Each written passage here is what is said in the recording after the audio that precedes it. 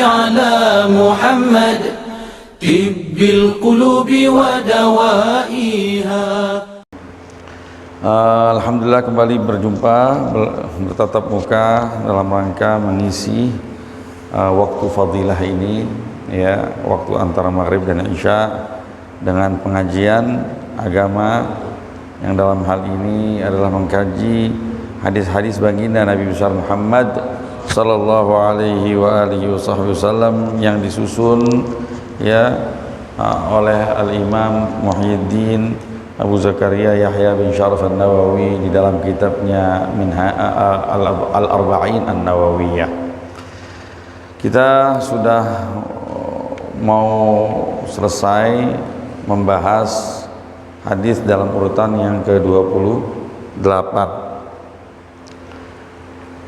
yaitu hadis yang Al-Imam An-Nawawi keluarkan di dalam buku ini melalui para gurunya, dari sahabat baginda Nabi yang bernama Abi Najih Al-Irbad bin Sariyah radhiyallahu ta'ala anhu, yang berbicara inti dari pembicaraan hadis ini dan umumnya mayoritasnya sudah kita bahas adalah wasiat baginda Nabi untuk senantiasa kita berpegang teguh dengan ketakwaan kepada Allah Subhanahu wa taala, terus meningkatkan kualitasnya dan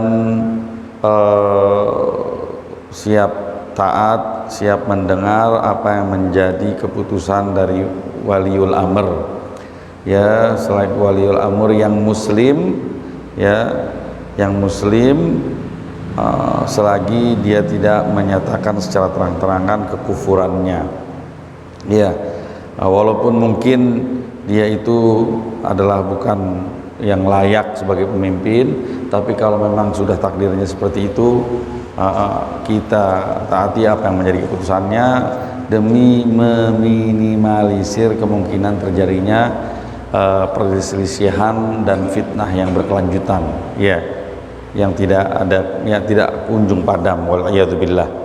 Ya, di samping itu kita dianjurkan untuk bisa mengikuti jejak Nabi dan para khulafa ar-rasyidin dalam hal ini. Ya, kalau memang pemimpinnya adalah pemimpin yang siap menjadi pemimpin yang taat, maka ikutilah jejak kepemimpinan baginda Nabi dan kepemimpinan para al-khulafa ar-rasyidin, Sayyidina Abu Bakar, Sayyidina Umar, Sayyidina Utsman, Sayyidina Ali dan Sayyidina Al-Hasan radhiyallahu taala anhum. Kalau memang kenyataannya kita menghadapi pemimpin yang zalim tapi dia muslim, yang mau nggak mau kita harus taati, maka ikutilah jejak para khulafa, para pemimpin umat dari kalangan keluarga Nabi terkhusus dan para pengikutnya dalam menghadapi kebengisan para pemimpin Islam di masa-masa lalu setelah masa khulafa ar-rasyidin. Ikutilah jejak-jejak mereka, addu 'alaiha bin nawajid, genggam, gigit itu tali, ya, jangan sampai lepas. Sekali lagi demi mencegah terjadinya perselisihan atau paling tidak meminimalisir terjadinya perselisihan yang ditakutkan kalau tidak diperhatikan, tidak digenggam cara ini akan terjadi chaos yang luar biasa, sampai ada dikatakan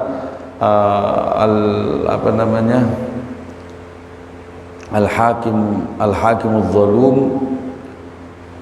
khairun min fitnatin tadum au kama qal, ya, au kama qila. Pemimpin yang zalim selagi dia muslim, nggak mengganggu urusan agama kita walaupun dia zalim, ya, sehingga banyak orang yang susah, mungkin ada orang yang nggak bisa bicara, nggak bisa berpartisipasi dalam pemerintahan, dikekang, terjepit, ya, keras, absolut, ya, itu lebih baik ketimbang fitnah yang berkepanjangan. Artinya perselisihan, perang saudara yang berkepanjangan, sebagaimana yang terjadi di sekarang di mana?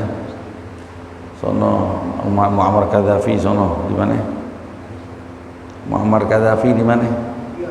Libya. Di Libya dan Suriah, tapi Suriah sudah mulai reda sekarang. ya, dan di Irak dan lain sebagainya. Sekarang di Yaman juga lagi diuji oleh Allah Subhanahu wa taala. Ya. Nah, ini wasiatnya. Nah, di samping itu juga jangan sekali-kali kita membuka perkara baru dalam urusan agama. Nah, di sini yang kita bahas sekarang. Disebutkan di dalam hadis ini, wa iyyakum wa muhdatsatil umur. Fa inna kulla muhdatsatin bid'ah wa kullu bid'atin dhalalah. Ya. Hati-hatilah ya, janganlah sampai kita mengada-ngada dalam urusan agama. Ya, karena setiap pengada-ngadaan dalam urusan agama itu dinilai bid'ah. Bid'ah itu lawan dari sunnah. Ya, dan setiap bid'ah itu dhalalah. Nanti akan kita bahas apa yang dimaksud dengan kullu bid'ah, bid'ah yang sebagaimana. Bismillahirrahmanirrahim. Ya, Al-Imam An-Nawawi mengeluarkan hadis ini, di mana hadis ini diriwayatkan oleh Abu Dawud At-Tirmidzi wa qala haditsun hasanun sahih. Hadis ini hasan dan sahih. Kemudian ketahuilah bahwa setiap bid'ah dhalalah itu ya dalam pandangan ulama ahli sunnah, yang dalam hal ini diantaranya Al-Imam Syafi'i. Al-Imam Syafi'i itu membagi bid'ah menjadi dua. Jadi ada al-bid'ah al-madhmumah dan al-bid'ah al-hasanah. Jadi kalimat kullu muhdatsatin bid'ah, kullu muhdatsah yaitu setiap perkara baru yang tidak punya dasar syar'inya, walaupun secara tata cara ya, secara teknisnya nggak dilakukan di masa baginda Rasulullah SAW. Tapi kalau mau dipretelin teknis yang dilakukan ya, satu demi satu itu punya ada dasarnya, punya dasar syariat, punya dasar hukumnya dalam syariat yang dihalalkan, bahkan mungkin diwajibkan, bahkan mungkin disunnahkan. Makanya bid'ah kalau didefinisikan seperti ini ya, diperluas maknanya, maka nggak semua jenis bid'ah itu haram kalau memang definisinya diperluas seperti ini ya, karena nggak mungkin ya kita hidup di zaman yang berbeda dengan baginda Rasulullah SAW. Perkembangan zaman itu ada, dan bahkan ada tuntutan-tuntutan demi terpeliharanya agama itu sendiri ya, dan hal tersebut tidak dilakukan di masa baginda Rasulullah SAW. Jadi kalau memang di bid'ah diterjemahkan sebagai sesuatu yang belum pernah dilakukan di masa baginda Rasulullah SAW, maka nggak bisa dikatakan bahwa definisi seperti ini semuanya dhalalah, nggak mungkin ya, karena kalau begitu banyak perkara yang dilakukan sekarang semuanya bid'ah. Bahkan Al-Quran dibukukan itu pun bid'ah kalau memang dinilai bid'ah itu semuanya dhalalah. Tapi ada yang mendefinisikannya secara sempit. Yang dimaksud bid'ah dhalalah adalah bid'ah yang perkara baru ya dalam urusan ibadah yang tidak didasari dengan dasar hukum syar'i yang mubah atau selainnya, yang didasari dengan hukum yang tidak haram begitu. Nah, maka dari itu bid'ah kalau memang seperti itu kenyataannya, maka bid'ah itu dari segi hukum ada 5 macam ya. Ada diantaranya bid'ah yang wajib. Nah, kalau memang definisi bid'ah adalah sesuatu yang baru, kalau bid'ah yang dhalalah itu adalah sesuatu yang baru yang tidak didasari dengan hukum syar'i yang membolehkan, maka ada lawannya apa? Ada perkara baru yang ada dasar hukumnya, atau perkara baru yang memang nggak dibicarakan oleh agama. Ada 2 kemungkinan Jadi perhatikan sekali lagi, definisi bid'ah adalah sesuatu yang tidak dilakukan oleh baginda Rasulullah Shallallahu Alaihi Wasallam, yang tidak, sesuatu yang tidak memiliki dasar pembolehan dari segi syariat. Berarti lawannya apa? Sesuatu yang ada di masa Rasulullah, itu lawannya. Atau sesuatu yang baru tapi punya dasar pembolehan. Nah, dasar pembolehan ini terkadang bahkan wajib. Contohnya apa? Kata tadwinil Quran, seperti halnya membukukan Al-Quran. Di masa baginda Rasulullah SAW nggak ada perintah khusus Al-Quran disuruh dibukukan dalam kertas yang dijilid seperti yang kita nikmati sekarang. Iya, bahkan Al-Quran itu ada di hafalan para penghafal dan ada di lembaran-lembaran kertas, lembaran-lembaran kulit, dan bahkan pelepah-pelepah kayu, korma, dan pohon-pohon dan lain sebagainya. Kemudian demi tidak demi menjadi satu standar yang tidak ada perbedaan riwayat ya di kemudian hari, supaya umat Islam itu menjadi satu padu ya, punya satu momen, satu pedoman yang nggak berubah, maka ada ijtihad untuk dibukukan dan dijadikan standarisasi, yaitu di masa kekhalifahan Sayyidina, dimulai dari Sayyidina Umar dan direalisasi secara nyata di masa kekhilafan Sayyidina Utsman. Ya, sampai setelah dibukukan sudah paten, semua yang ada itu harus dimusnahkan agar ini yang sudah dibukukan itulah yang menjadi standar. Nah, ini nggak dilakukan di masa baginda Rasulullah. Tapi kalau dilihat dari tuntutannya, tuntutannya apa? Di dalam Al-Quran apa? Allah bilang Allah akan memeliharanya, dan pemeliharaan Allah harus diwujudkan melalui, akan terwujud dengan makhluk-makhluknya. Iya, melalui makhluk-makhluknya. Maka ini ijtihad adalah bagian dari mewujudkan firman Allah Subhanahu wa taala bahwa Al-Quran ini adalah wahyu yang abadi dan langgeng sepanjang masa. Iya. Maka dari itu ini perkara menjadi wajib. Juga syariat, membukukan syariat, hukum-hukum menjadi kitab fikih misalkan. Dulu orang nanya pakai sistem fatwa, nanya yang ngerti dijawab, nanya yang ngerti dijawab, masing-masing ditulis. Akhirnya dari sekian banyak tulisan tersebut disusun rapi, ditata ulang sesuai babnya, dijadikan buku. Nah, itu pun juga nggak ada catatan khusus di masa baginda Rasulullah SAW yang istilahnya menggambarkan tentang syariat secara utuh dari A sampai Z. Itu kenapa? Dasar hukumnya kenapa jadi wajib walaupun baru? Khifa 'alaiha dhaya', takut lenyap dan punah. Wakal ishtighal bil ulumil arabiyyah al mutawaqqif 'alaiha fahmul kitab was sunnah, seperti belajar ilmu bahasa Arab. Iya. Dan yang berhubungan dengan itu, ilmu-ilmu alat. Ya. Yang mana ilmu-ilmu ini menjadi syarat paten untuk bisa memahami kandungan Al-Quran. Ya, untuk sebahagian kalangan tertentu, fardu kifayah ini, fardu kifayah. Kalau kagak nggak ada yang bisa ngerti akhirnya.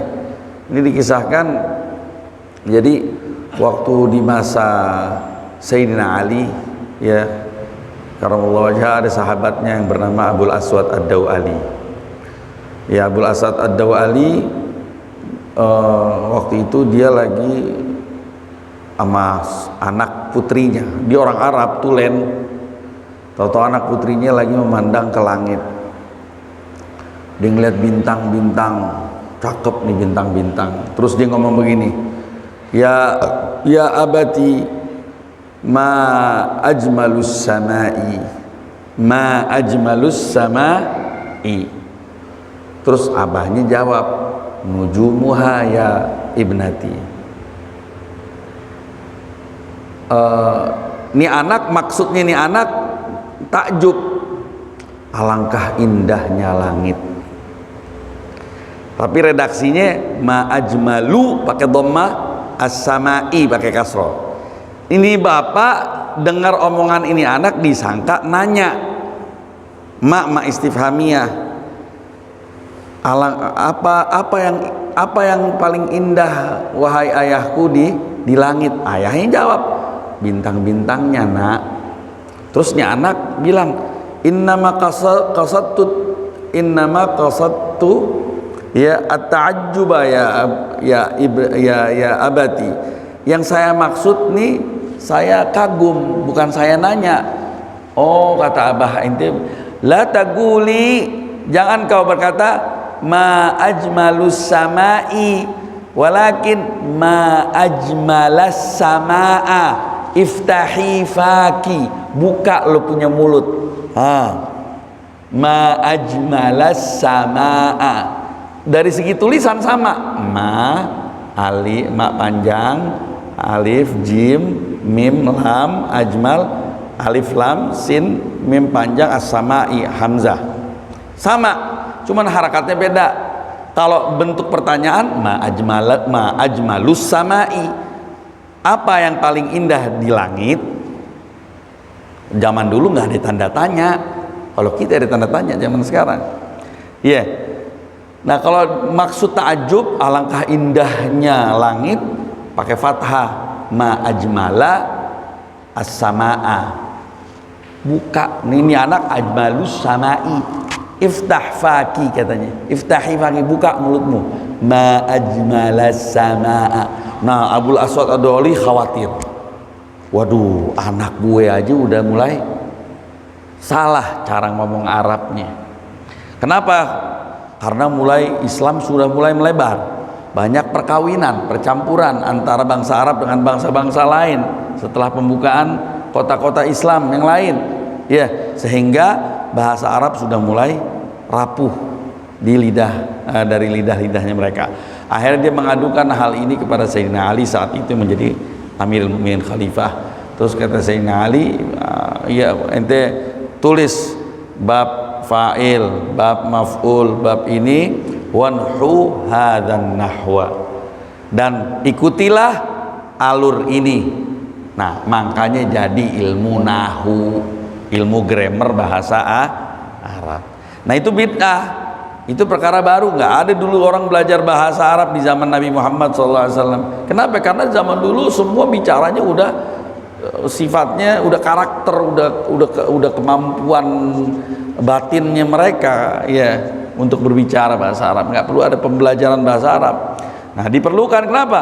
Supaya nggak ada salah faham tentang makna Al-Qur'an. Nah, ini bid'ah. Kalau memang bid'ah artinya semua yang baru, mau nggak mau harus ada bid'ah yang baik. Contohnya seperti ini, bahkan bukan hanya baik, wajib dilakukan. Paham? Kan nahwi was sarf wal lughah, dan ilmu saraf, wal lughah, dan ilmu ilmu bahasa, makna-makna bahasa. Kalau nahu grammarnya, sorof juga sama, nahu dan sorof tuh grammar, cuman nanti ada perbedaannya, ada di babnya lah. Terus wa katamyiz sahih al ahadits min saqimiha, juga ilmu mustalah hadis, contohnya ilmu yang berisi tentang kaedah-kaedah yang dengannya kita bisa tahu hadis ini benar-benar hadis bersumber dari Nabi atau bohong bersumber dari Nabi. Kenapa? Karena zaman udah berlalu jauh dari masa Rasulullah SAW. Terus kepentingan sudah bermacam-macam, kepentingan politik, kepentingan lain-lain. Bisa jadi orang mengatasnamakan Nabi tujuannya untuk menggapai kepentingan politik atau kepentingan perut dan lain sebagainya. Nah, sehingga perlu ada upaya pembentukan ilmu untuk menyaring ya yang mana hadis yang sahih, yang mana yang tidak sahih. Sebagai bentuk pengamalan dari apa yang Nabi ancam, ya, Nabi Muhammad SAW berkata apa? Man kadzaba alayya muta'ammidan falyatabawwa maq'adahu minan nar. Barang siapa yang berdusta atas nama saya ya secara sengaja, maka siap-siaplah untuk menduduki neraka, tempatnya di neraka. Terus man hafidha maqalati wa wa'aha naddarallahu imra'an hafidha maqalati wa wa'aha wa addaha kama sami'aha, atau kama qala Nabi Muhammad SAW. Sungguh Allah akan membuat wajah seseorang bercahaya, ya, seseorang yang bagaimana? Yang mendengarkan ucapan saya, kemudian dipelihara dan disampaikan lagi sebagaimana dia mendengarkannya. Nah, makanya katanya ulama-ulama ahli hadis itu mukanya bercahaya. Termasuk belakangan ini Sayyid Muhammad Al-Maliki. Ya, Sayyid Muhammad Al-Maliki, kalau anda melihat videonya ganteng banget mukanya. Oh, dulu kalau ke Indonesia nginepnya di Al-Hawi situ. Ya, Miading itu muridnya Ami Abdul Qadir bin Muhammad bin Ahmad Al-Haddad. Ya, dan masih banyak lagi Habib di Indonesia yang merupakan muridnya Sayyid Muhammad bin Alwi Al-Maliki.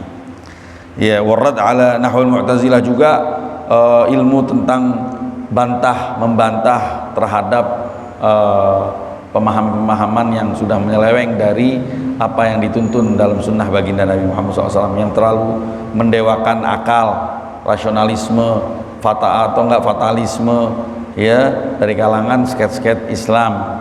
Ya, itu perlu tuh, itu wajib untuk diwujudkan. Terus kalau yang haram jelas, yang nggak punya dasar syar'inya, artinya diharamkan memang. Ya, contohnya apa? Al-mukus, upeti atau enggak pungli, pungutan liar. Terserah mau dibahasain pakai apa itu. Anak nggak mau bilang istilah pakai P, takutnya akhirnya dipermasalahin. Yang jelas pungli deh, pungutan liar.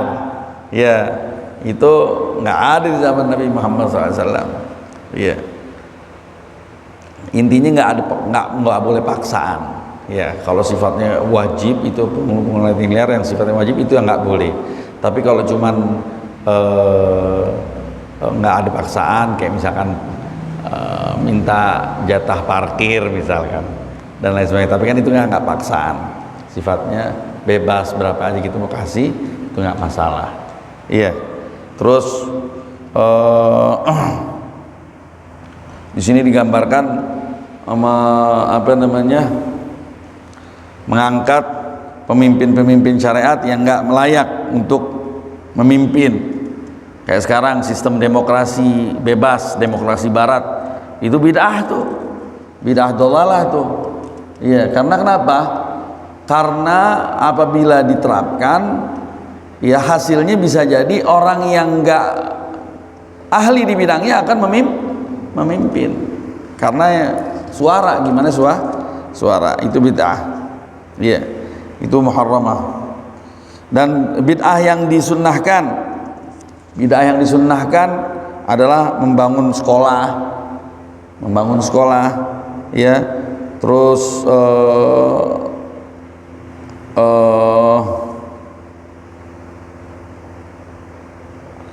membuat maulid baginda Nabi Muhammad Sallallahu Alaihi Wasallam. Insyaallah nih kita mau bikin maulidnya. Menurut kitab, para leluhur kita, para pendahulu kita, ulama-ulama kita mengatakan bahwa maulid itu sunnah. Ya, dia bid'ah yang sunnah. Buktinya apa? Banyak. Kalau kata Habib Salim, ini urusan masalah ginian nih, udah jadi hidangan, udah siap santap. nggak perlu apa ya, nggak perlu ke pasar lagi nyari-nyari bikin lagi, udah ulama udah banyak bukunya membicarakan tentang ini, udah siap santap ya.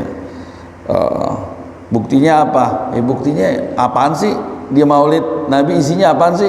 Isinya selawat kita diperintahin ke nama Allah. Ya ayyuhalladzina innallaha wa malaikatahu yusholluna 'alan nabi ya ayyuhalladzina, ada asal syar'inya, ada dasar hukum syariatnya, walaupun secara utuh teknisnya nggak sama seperti yang dilakukan di zaman baginda Nabi, nggak ada ya. Kalau sebatas ungkapan kegembiraan, Nabi bergembira atas kelahirannya ya, walaupun rupanya berbeda. Juga di mana maulid ada apaan? Ada silaturahmi, ada ada apa silaturahmi, kita diperintahkan untuk silaturahmi. Terus ada apa lagi? Ada ta'am, memberi makanan orang, memberikan hidangan ya, itu juga dianjurkan. Terus apa lagi? Ada mau'izah hasanah, ada wasiat, nasihat baik, nasihat takwa, nasihat ikut jejaknya baginda Nabi, dan itu adalah diperintahkan di dalam Al-Quran.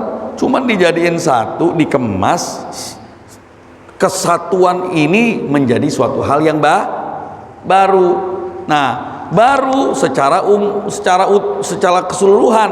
Tapi kalau mau dipretelin satu-satu ya, semua ada dasar hukumnya. Jadi dia sunnah. Bahkan ada dalil sunnah yang lebih nyata. Itu pernah baginda Rasulullah SAW pas pulang dari peperangan dalam keadaan selamat, tiba-tiba ada seorang perempuan lagi medang tabuhan. Dia bilang, wahai Rasulullah, saya nih nazar kalau engkau dikembalikan kepada kami dalam keadaan selamat, kami nazar mau mukul tabuh sebagai bentuk gembiranya kita. Engkau datang, engkau selamat. Terus kata Rasulullah apa ya? Bilang, aufi binadrik, laksanakan kamu punya nazar. Di dalam bab fikih yang namanya nazar itu enggak serta merta sah menjadi nazar kecuali kalau perkara tersebut adalah perkara sunnah. Misalkan antum nazar ya besok mau puasa sunnah, nah sah nazar antum, puasa tersebut menjadi wajib. Tapi kalau misalkan antum nazar besok ane mau minum 5 gelas, sah gak nazarnya?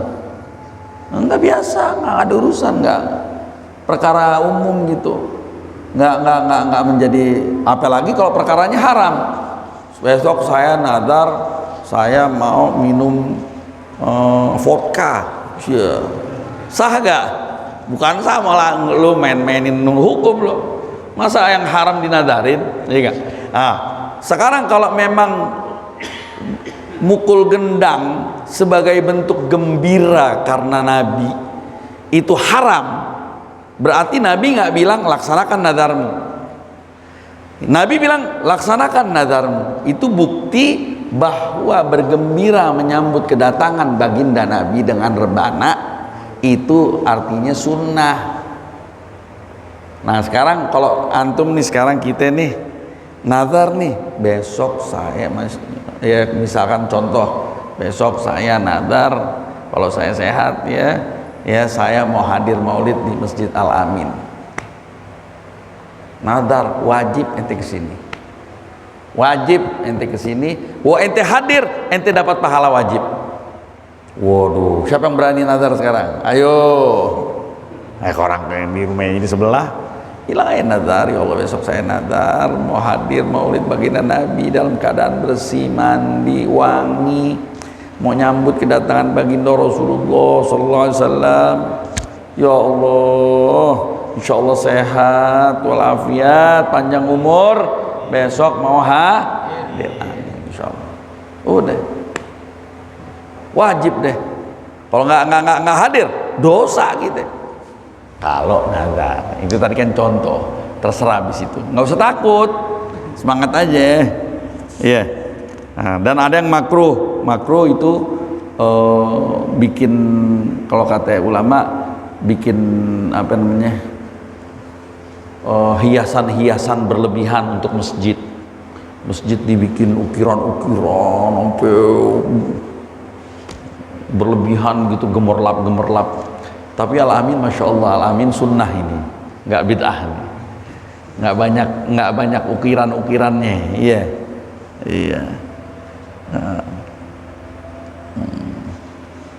Wallahu alam, sampai di situ dulu.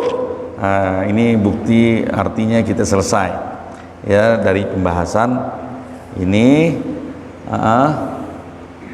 Juga di sini bid'ah yang mubah apa? Megang pakai sendok sama garpu itu mubah tuh. Bid'ah yang mubah. Wa tausi'ah fi ladidil ma'akil dan lain sebagainya. Dah, sampai di situ dulu. Hadis diriwayatkan oleh Abi Dawud dan Tirmidzi. Insyaallah di kesempatan berikutnya kita beranjak ke hadis yang berikutnya, hadis dalam urutan yang ke-29. Dikit lagi mau 40. Udah 40 ya berarti selesai kajian hadis kita. Ya, insyaallah kita senantiasa diberi kesehatan, diberi umur panjang dalam keadaan taat ya kepada Allah Subhanahu wa taala. Insyaallah diberkahi umur kita, harta kita, keluarga kita diberi keberkahan, berkat kemuliaan baginda Rasulullah sallallahu alaihi wasallam beserta keluarga dan para sahabatnya. Amin ya rabbal alamin. Hadza minni wal afu minkum. Billahi taufiqul hidayah. Wassalamualaikum warahmatullahi wabarakatuh. Allahumma salli ala Muhammad طب القلوب ودوائها